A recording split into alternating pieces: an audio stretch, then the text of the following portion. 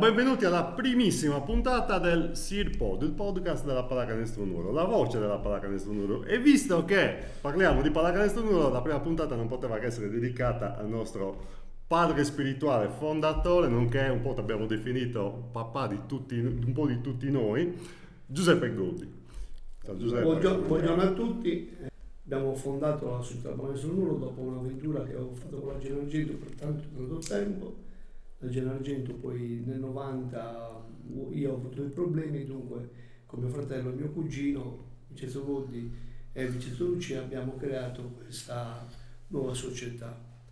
Di che anni stiamo parlando? Questo mi sa che è il 40° anno, giusto? Del 90, 34esimo. 89-90. Okay. E abbiamo iniziato a mettere la prima pietra per la società. Insomma, avevamo già fatto un boom di iscritti il primo anno, lavoravamo in una palestra che io me la ricordo con grande orgoglio perché era una palestra piccolissima, la palestra della scuola elementare Montegurtei, Dove siamo stati anche noi, certo.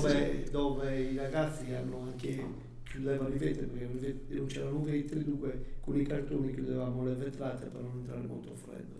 E dunque e poi abbiamo incollato il pavimento perché il Montegurtei aveva le bolle e dunque avevamo tagliato linoleum, l'avevamo incollato e mettevamo dei blocchetti e dei pesi per tenere il pavimento. E per anni l'abbiamo utilizzata così. Abbiamo fatto anche dei campionati di mini basket e lì sono usciti dei grandi giocatori di uno contro uno perché lo spazio era talmente piccolo, stretto, che loro si sono specializzati in queste cose qua. Era automatico, no? Prendevamo a ore in affitto la palestra dell'agrario anche del CONI, poi abbiamo iniziato a proseguire, a fare le attività.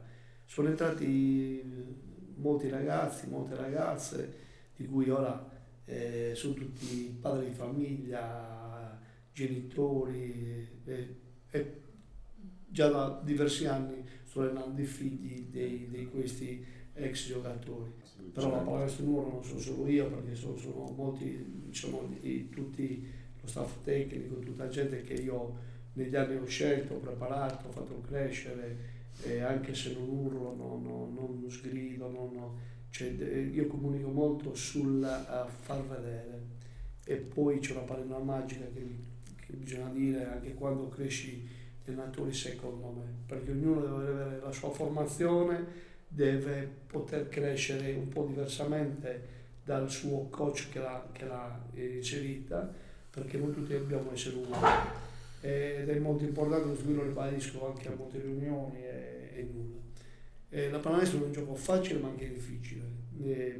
Il mini basket è un mondo bellissimo dove i ragazzini sudano le spugne, dove io mi diverto ancora. L'altro giorno eravamo in palestra quando sono arrivato con Sergio e quando ho sentito il fischio, quello iconico, quello classico, mi ha riportato di 25 anni indietro, il tempo si è bloccato, no? Le stesse voci, le stesse... Però c'è da dire che ora sei molto più calmo rispetto a come No, ricordo. un po' ho dovuto cambiare perché, ma non molto più calmo, perché un po', però la mia parte educativa sui ragazzi, secondo me, io gliela voglio somministrare perché la parte educativa è la parte più importante. Dobbiamo, secondo me, strutturare i ragazzini, dargli una cosa dentro che è del carattere, che sono le emozioni, che sono anche il riconoscere il no, questa parola magica che è il no, che oggi è un po' assente oggi, però il no è una parola magica, no?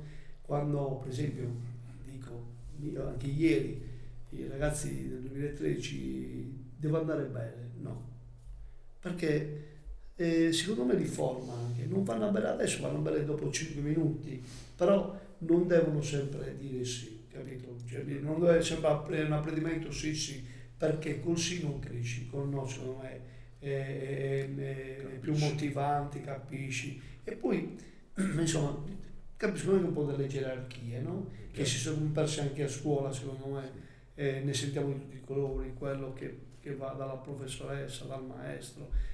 Ci sono delle gerarchie che i ragazzi non riconoscono perché non sono abituati nemmeno a casa, capito? Ma sono cambiati tanto che ormai c'è una visuale di 30-40 anni ormai sul mondo dei bambini, è cambiato tanto il modo anche dei genitori a approcciarsi, quando eravamo noi sì, allora il genitore è cambiato tanto. Diciamo prima, quando eravamo piccoli noi, i genitori ce ne davano anche troppo. Sì, sì. Però ora è proprio la parte opposta, dunque secondo me anche i genitori devono scoprire una via di mezzo, capito? E devono non innamorarsi del figlio, devono fare i genitori. I genitori sono coloro che fanno crescere, che danno gli strumenti per far crescere il ragazzino, cioè nel senso per farlo diventare grande. Nella vita dei grandi poi ci sono le battaglie perse, perché poi lì non ti rispetta più nessuno. Prima c'avevi tu il genitore che fa la chioccia e poi non c'è più. Esempio, l'allenatore mi ha preso a voci, l'allenatore a volte ti può prendere a voce, capito? Invece non viene il genitore, sto facendo questi esempi, ma succedono anche a scuola, no? Non è che i ragazzini miei, ormai io non ne ho più genitori che mi vengono a scocciare, perché mi conoscono, mi mandano per quello, mi conoscono, come si chiama? Mi conoscono e dunque, ma non sono il monello, sono uno che anche mi commuovo, capito? Ieri c'avevamo un ragazzino con delle difficoltà grosse e ieri per la prima volta ha fatto lo slalom, per esempio un bambino di 6 anni, e mi stavo commuovendo perché poi alla fine dopo 4 lezioni è iniziato a fare le cose, perché la nostra società dove ci c'è inclusione, cioè il bambino anche che ha dei problemi è integrato, lo integriamo. Certo. E noi abbiamo delle squadre splendide, speciali. Se voi siete all'ambiente vedete, ora non sto a dire nomi, cognomi, ma se vedete qualche bambino che ha delle difficoltà, che i ragazzini quando fanno un estro lo incitano, dunque abbiamo già delle basi importanti educative, capito? Dunque io sono contento per quello. Ma questo lavoro lo fanno anche gli allenatori, cioè lo fanno tutti, lo fanno ormai, diciamo che ho costruito una linea, poi questa linea può andare un po' più a destra, un po' più a sinistra, però ora gli allenatori lo sanno, cioè io mi fido ciecamente di tutti gli allenatori. Gli allenatori sono cresciuti con me da piccolini, certo. E dunque c'è una struttura molto buona. L'impronta è sempre quella. Che ci stanno invidiando anche altre società, perché insomma c'è una struttura di allenatori giovani che sono competenti, che stanno facendo anche i corsi, tutti i corsi che devono fare si fanno. Io purtroppo io ho 61 anni e vado in palestra come loro dalle 3 alle 10:30 ogni giorno, però prima o poi questa cosa deve finire, nel senso che posso dare una mano, però piano piano bisogna fare anche un passettino indietro. Io dico che abbiamo questa potenzialità che bisogna acchiappare e sfruttare. E abbiamo fatto negli anni abbiamo fatto venire allenatori di Serie A, allenatori che erano proprio di alto livello e riconoscono a Nuoro una struttura che funziona, capito? Però siamo a Nuoro, ripeto, non siamo a Cagliari e non siamo a Sassari dove c'è la Dino. Noi per essere a Nuoro, il piccolo Anatroccolo, al campionato giovanili ce la giochiamo con tutti, certo. E con le prime squadre ce la giochiamo con tutti lo stesso. Ma ci sono allenatori della nostra squadra, anche i grandi sono bravi, cioè Vincenzo, Marco, e tutti quelli che stanno ancora lavorando sono molto bravi, veramente bravi. Volevamo cercare di uniformare la cosa, ma secondo me si deve uniformare nella parte un po' generale, poi ogni allenatore deve avere la sua cosa, il suo modo di attaccare la uomo, di attaccare la zona, in generale può essere uniformata. Però io non sono d'accordo da battezzare il modello, ad esempio, Ettore Messina e tutti lo copiamo, perché poi non cresciamo.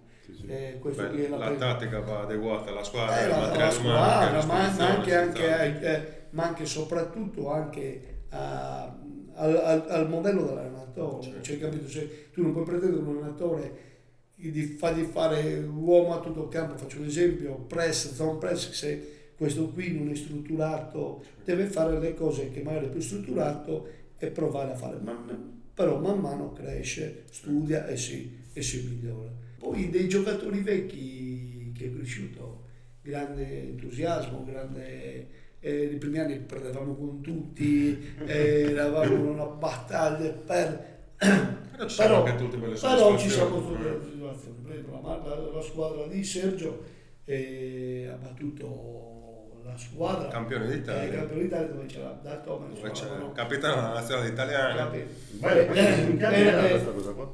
Io avevo 15 anni. Erano allievi, diciamo, 2001, no, allievi, erano allievi. Però era D'Altome era altissimo, c'era Giacuzzi, era enorme, e lo facevamo marcare da Lorenzo Meghini, che era piccolino, che è quello lì, e praticamente lo disturbava nella cavalcata, no? Perché Lorenzo era sempre in mezzo e questo qui era un gigante, andava male a correre. Però quell'anno siamo stati l'unica squadra che l'ha battuta. Perché hanno vinto qualsiasi fase, sia regionale che nazionale. Hanno perso con di uno con noi all'Agrario, è stata una bellissima soddisfazione. Con noi hanno perso, una bella squadra, veramente c'erano giocatori di Sassari. Avevano prima, seconda e quinta scelta nazionale di quella leva, sì. Quindi un anno che Olbia non dimenticherà mai probabilmente. Dunque siamo divertiti anche con Olbia, che sono una società amica, ma anche con le altre società di Sassari, dove io ho ancora rapporti con tutti gli allenatori, con tutte le cose. Purtroppo, secondo me si è fatto un errore, parlo della pallacanestro in generale, questo lo penso. Sì. Sono stati tagliati fuori gli allenatori un po' grandi come me, in molte società, prendi l'Esperia, non lo so per quali motivi, Sì. Prendi l'Esperia, che c'era il capo allenatore, era Michele Boero, che hanno vinto tutto, cioè andavano sempre alle finali nazionali ed era una scuola di basket importante. Noi forse abbiamo vinto 2 volte, 3 volte, 4 volte, non mi ricordo. Quando io ero più ragazzino erano le realtà più importanti. Era veramente una scuola di basket.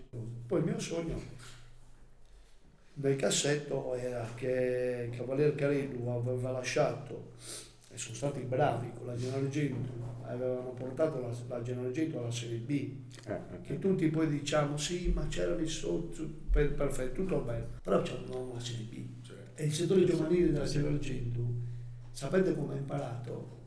I vari Rondoni, i vari Fabrizio, Beccu, ma te ne dico a decine, perché all'interno della Serie B a rotazione li facevano allenare. Dunque allenando ti conti più forte, migliore, c'è capito? Anche perché c'erano giocatori di livello altissimo, c'avevamo Eugenio Masolo, proveniva da Milano, che aveva vinto la Coppa College, capito? C'avevamo quanti noresi c'erano in quella B2? A rotazione c'erano almeno 5, 6, 8, c'era Gianfranco Fadda, Marco Chironi, Mannoni, poi c'era Gianmario Pani, poi c'era Cacciotto, è entrato Borlini, è entrato De Santis, è entrato anche Luca Pala, è entrato ma a rotazione facevano entrare tutti, capito? E miglioravano, crescevano insieme. Fare un allenamento con giocatori professionisti di un certo livello capisci che non è più un gioco, perché li vedi come l'atteggiamento che hanno. Sì. E dunque il sogno mio nel cassetto è che prima di finire diciamo mettere appendere il chiodo, sarebbe bello riportare una prima squadra di assolutamente, però ci vuole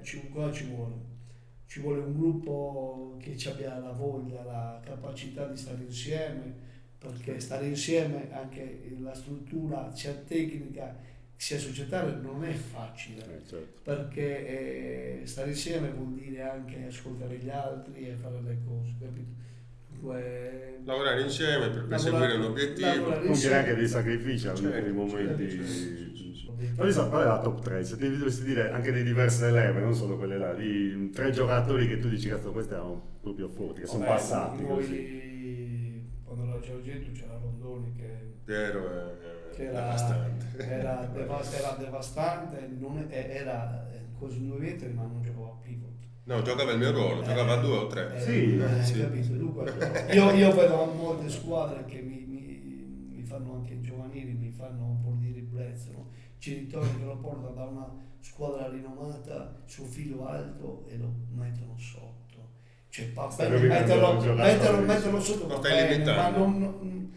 però devono imparare a palleggiare, perché poi se guardi la Serie A, il giocatore il playmaker è un innovante, capito? sì. Cioè, magari metti quello piccolino che è under 13, altro lo metti sotto, cioè Da Tome noi giocava o play o guarda, da Tome giocava playmaker, gli facevamo portare la palla, tant'è che il nostro giocatore in difesa era Menghini, che era piccolino, era playmaker nostro, capito? E cosa manca secondo me? Manca un po' la fame, capito? Cioè anche prima ho detto non vorrei andare bene, ma anche un po' di sacrifici, di tempra, anche farli giocare all'aperto, capito? Non solo il parquet, il pallone buono, a me mi fanno incazzare, scusate se lo posso dire, ma i giocatori che vanno a prendersi il pallone buono, capito? Non segnano, mandano la vasca al bagno e vogliono il pallone come che buono. cambia qualcosa? Io quando li guardo ogni allenamento, che succede ogni allenamento mi rattristo.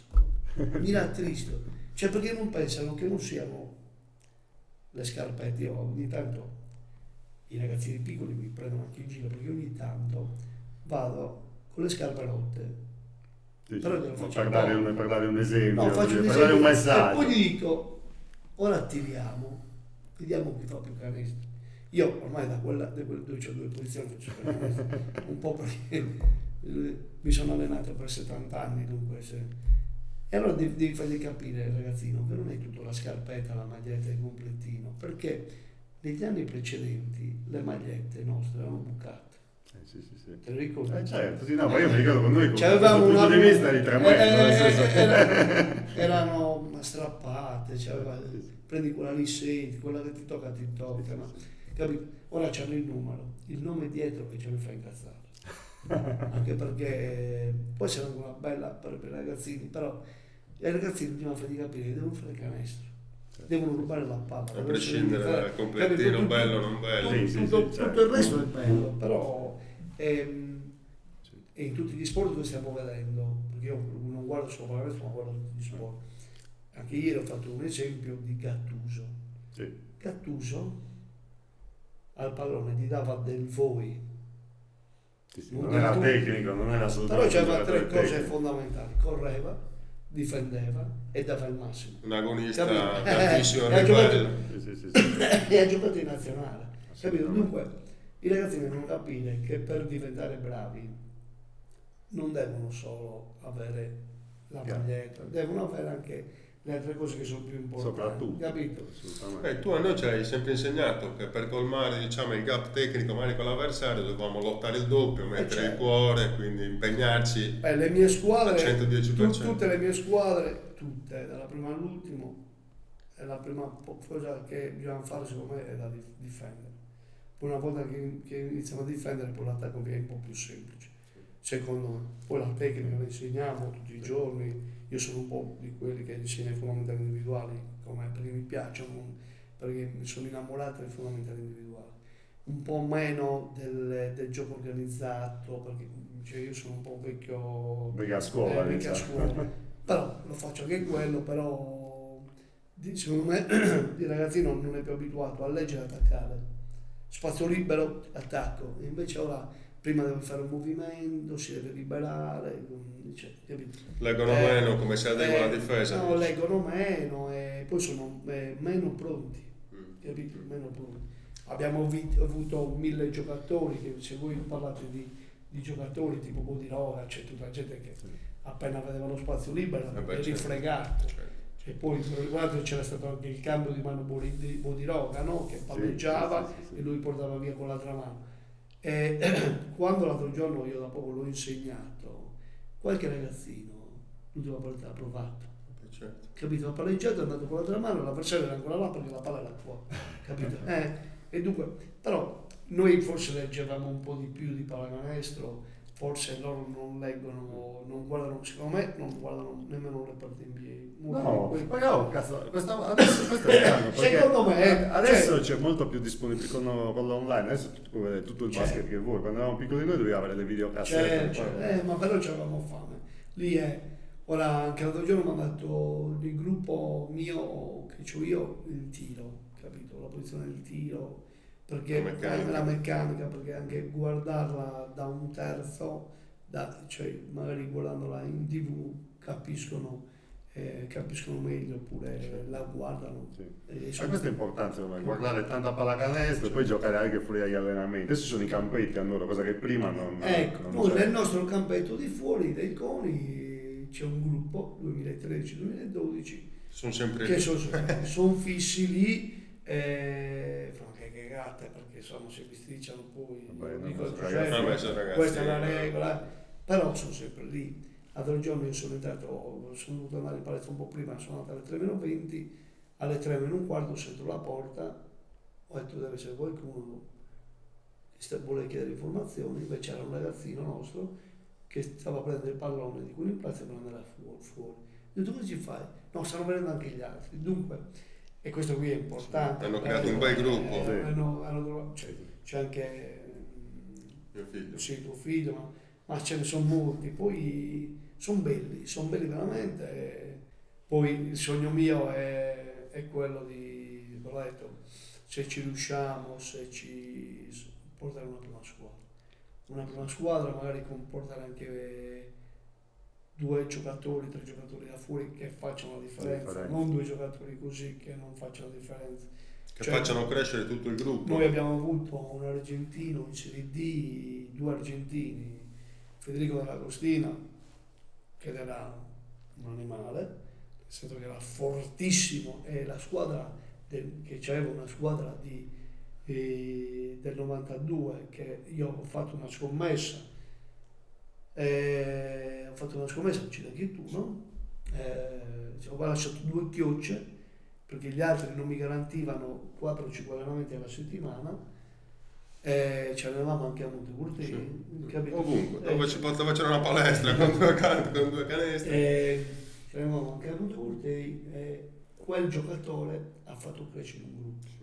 C'era un giocatore che ora sta ancora giocando, però io lo chiamo il professore, che è Franco Guiso, che lui era un professore perché aveva questa tecnica, lui è alto forse 1,80, ma c'ha nemmeno, vero?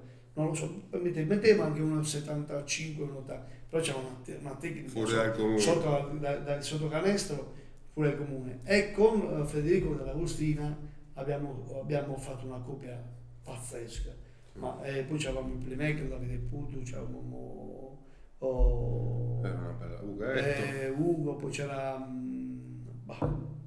Cubedu, insomma era una bella squadra. Anche quello è un gruppo. Prima partita di campionato abbiamo perso di 75 punti. Ho dato le dimissioni, il presidente era Pasquale Magia, perché ho detto scusate, non ho capito un cazzo. No, poi abbiamo vinto 5 partite consecutive e ci hanno 2 riposizionate così. E al ritorno questi che ci hanno dato 75 punti praticamente hanno preso 25. In casa hanno preso 25. Incredibile questa cosa qua. E ho fatto un cartellone, te lo ricordi il cartellone? Allora il cartellone, ho fatto un cartellone perché ci hanno un po' picchiato e ci hanno preso per il culo. Gli dicevano al playmakerino della Davide Pudu, si gioca bambino, gioca, continua a giocare, ci stavano prendendo per il culo, ma io lì mi sono dispiaciuto. Alla parte rientro carico la squadra a molla, proprio a molla, e ho fatto un cartellone, ho scritto perdere sì, ma essere presi per il culo no, gentilissimo a coglioni no, così, scusate la frase, ma non abbiamo preso durante la partita. No, è dentro lo spogliatoio. Ok. Nei primi 2 tempi non abbiamo sbagliato un canestro, eravamo tipo la partita perfetta, squadra di Serie A, cioè non abbiamo sbagliato un canestro e li abbiamo portati avanti sino che nel terzo quarto loro hanno mollato. E mi ricordo anche la bomba di Lenzi, Sì. Capito? Certo. Ho fatto entrare questo ragazzo che insomma il minutaggio non aveva poco, l'ho fatto entrare perché ero convinto che lui mi potesse dare Supporto. un supporto all'inizio, Certo. che non potevo rischiare. Ho preso la palla, stavamo pareggiando, mi pare 8-8, prendere da 3, boom, canestro, uno su uno. E due, questo qui mi fa capire, mi fa ancora convincere che se la squadra è unita e i compagni sono risultati alla panchina, Il gruppo è cioè, fondamentale. era il È gruppo- il fondamentale. gruppo- Uno sport di squadra, il gruppo è fondamentale. capito? Prima hai fatto questo esempio di Gattuso che era interessante, no? Ma tra basket e calcio, tu intanto come mai avevi tiri appassionato in un'epoca nella quale magari tutti andavano sul calcio? Io c'avevo un problema. Mio babbo è stato il capitano dell'Andalusia per 30 anni. Ah, Dunque, mio padre era un giocatore di calcio, c'è anche nei libri di storia, insomma. Mio babbo era un terzino di quelli tosti. E dunque mia sorella ha fatto judo, mio fratello calcio, un po' di pallacanestro e siamo stati una famiglia di sportivi. Ma io mi sono appassionato, anche ho fatto un po' di judo, ho fatto anche un po' di calcio da bambino, poi mi sono appassionato alla pallacanestro, mi ha preso totalmente, ho giochicchiato, mi sono divertito, con i compagni di squadra ci sentiamo sempre, qualcuno purtroppo, Nicola non c'è più, Natalie Ditter, Massimo Manca, insomma, Nino Cucca, insomma, un sacco di gente, Gianfranco Fa, insomma, è un gruppone. Poi mi sono dato, la Gianluigi mi ha dato la verità, la Gianluigi mi ha dato la possibilità di fare il primo corso che si pagava molto, erano 2 anni full immersion, 15 giorni dentro un albergo chiuso con allenatori di un certo livello, ho fatto il corso con benvenuti, un allenatore di Serie A molto forte e dunque ho deciso di fare questo e da lì ho iniziato. Ho iniziato nell'82, non mi ricordo più. Ho avuto anche tanti riconoscimenti dalla federazione, ho allenato una rappresentativa sarda, ho fatto ero nel gruppo della rappresentativa sarda dove è uscita terza in Italia con Rotondo, Rondoni, Poggioni e compagnia cantanti.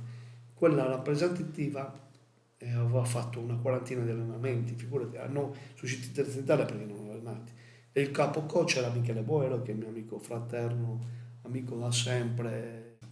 Comunque questo movimento è un ruolo anche sociale, perché cioè, poi alla fine siamo qui, è chiaro che tutti abbiamo il sogno di fare magari una serie B piuttosto che trovare il talento, perché sono soddisfazioni, sono belle, fanno parte della passione, però per alla fine quello che rimane davvero nel territorio è secondo me questo grandissimo lavoro sociale che hai fatto, che avete fatto, che la Pallacanestro Nuoro ha fatto. E questa parte qui secondo me va valorizzata maggiormente, no? Perché poi alla fine, a prescindere da 2 o 3 talenti che ci sono, poi le persone, tante bellissime persone sono rimaste attaccate proprio emotivamente alla squadra, non tanto perché, capito, ma per il lavoro che come dire, è stato instillato un seme, no? Di correttezza, di competizione sana, di tutti questi valori, no? Che sono riusciti poi chi più chi meno, qualcuno, io ho giocato poco, sono rimasto qualche anno, poi mi sono perso via, lui ha fatto questo 25 anni, cioè chi più chi meno, poi tutti noi riconosciamo che c'è stato questo grande lavoro, no? Quindi parlaci un po' di questo aspetto qua, no? Che lo so che magari io prima reclutavo i bambini, i ragazzini in strada. Anche oggi, no? Nelle scuole, nelle scuole, ma quando vedevo che era un po' più alto mi fermavo la macchina e dicevo di che anno sei? Domani viene alcuni, oppure era molto corte, io ne ho trovati molti. Però penso che l'educazione, come ho detto prima, sia la parte principe. Dobbiamo noi, diciamo, sostenere i ragazzini hanno 1000 problemi. Anche nelle famiglie purtroppo bisogna dirlo perché molti non se ne rendono conto, i genitori, i ragazzini sono una parte debole, una parte troppo debole, prima per come li trattano, perché li trattano da principini e poi quando c'è il problemino scappano, capito? Dunque bisogna insegnare ad affrontare il problema e trovare una soluzione, capito? E abbiamo lavorato molto. Poi abbiamo fatto molto lavoro anche sul femminile. Allora, questo ci tieni tanto, infatti. Molto sul femminile, ma da tanto tempo. Io c'ho una squadra di femminile dove c'era Fiorenza, c'era Elisa, c'era un sacco di di ragazzi, non ne posso dire Marcella, cioè Caterina, la sorella di Di Dondone, Piero, Marcella, cioè tutte che ora mi portano i figli, mi hanno portato i figli. E ora con gli anni poi c'era Melania, c'era ancora prima Melania, c'era Elisa. Pallacanestro Nuoro è una delle poche realtà in Sardegna, no? Che si affida molto anche al settore femminile. No, noi prima eravamo due società, sempre erano le stesse nostre, c'avevamo Pallacanestro Nuoro e Virtus. La Virtus avevamo voluto staccare e fare una società femminile e invece poi l'abbiamo riunita alla Pallacanestro Nuoro perché ci volevano troppi sforzi, troppo così. Ora abbiamo un under 17, abbiamo l'under 13, molto bellina. Cosa possiamo dire altro? Che mi sono divertito, che mi sto divertendo. E continua a divertirti. E che mi continua a certo. divertire perché comunque è così. Abbiamo aperto anche in altri centri. E io, Dorgale, ci sono andato io per le prime volte tanto tempo fa, dove sono usciti anche dei buoni giocatori, Certo. Adriano, Bacchita, cioè Adriano Hanno Chiroso. giocato con noi un sacco di anni. E poi no? i bravi sono venuti a Nuoro, insomma. Davide Pina, insomma, ci sono state diverse persone che hanno giocato. Poi abbiamo aperto Orgosolo, cioè la Supramonte Orgosolo aveva aperto questa sezione e per un po' di tempo sono andato anch'io, ora c'è Antonio Zitta, poi abbiamo aperto anche Oruna. Cerchiamo di diffondere Sì, questo perché bellissimo sport un po' in sono tutta la anche sono provincia. paesini piccoli, però la gente magari vuole giocare, dunque abbiamo aperto anche, cioè hanno aperto la società online dove un po' la gestiamo noi, nel senso che ci mandiamo gli allenatori nostri e sono molto contenti. Ci vuole tempo, dedizione, lavoro. Certo. E in tutte le cose. E parlare siamo tutti bravi, tutti dei geni. Poi però quando li metti a lavorare è un po' le cose. È come quando sei in ufficio. Certo. Parlare sono tutti bravi, Sì, però quando li metti a lavorare è un po' un problema. Capito?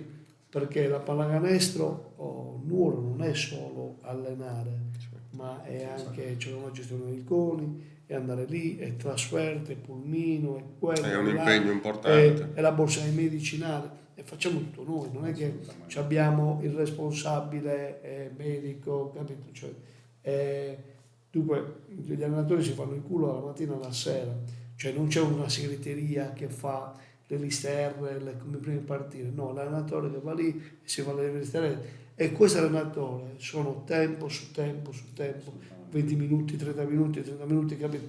Allora, il gonfiare il pallone, che sembra una scemenza, però anche lì ti richiede tempo, certo, certo. Dunque devi andare 20 minuti prima, il prenderti in birile le cose.